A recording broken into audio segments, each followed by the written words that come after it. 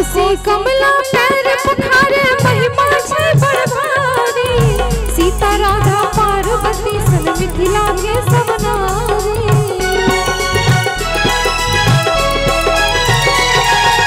कोसी कमला पैर पखारे महिमा छै बड़ भारी। सीता राधा पार्वती सन मिथिला के सब नारी। विद्यापति सन भिलावे द्वार, विद्यापति सन भिलावे द्वार। एहन सुहन गर मिथिला धाम, एहन सुहन गर मिथिला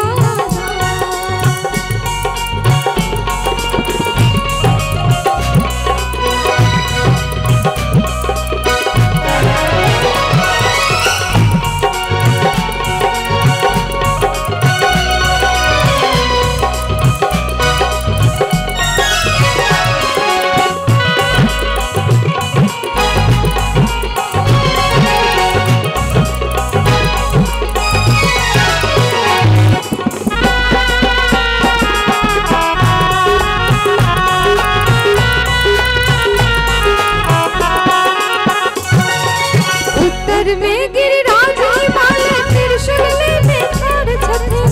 तिरहुत के त्योहार छनाई शालिग्राम भगवान छथिन।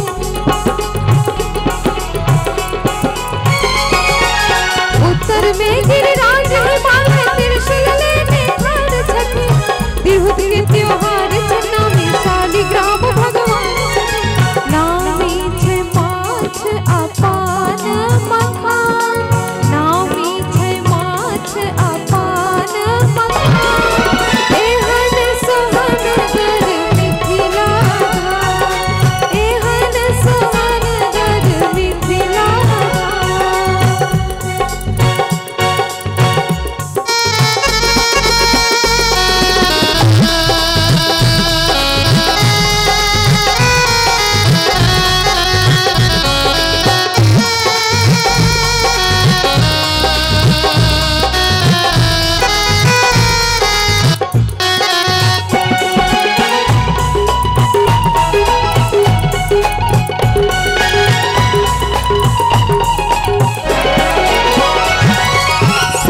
सती सावित्री सीता जनक के घर में जन्म लेली।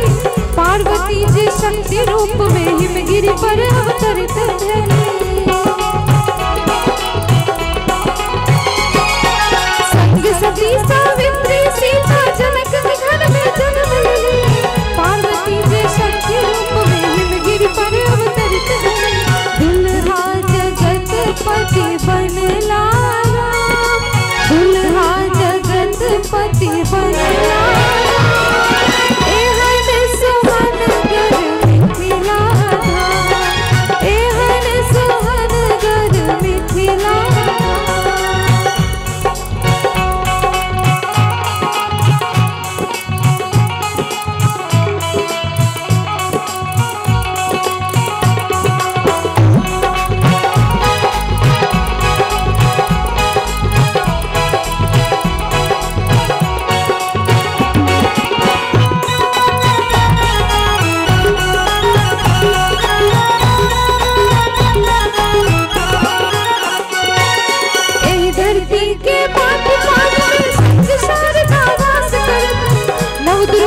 बिघवालो तो सकल जगत के त्रास हरती।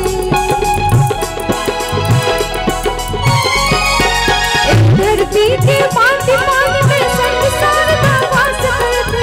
नव दुर्गा रस बिघवालो तो सकल जगत के त्रास हरती। मिथिला के करो हम कतेक बखान, मिथिला के करो हम कतेक बखान।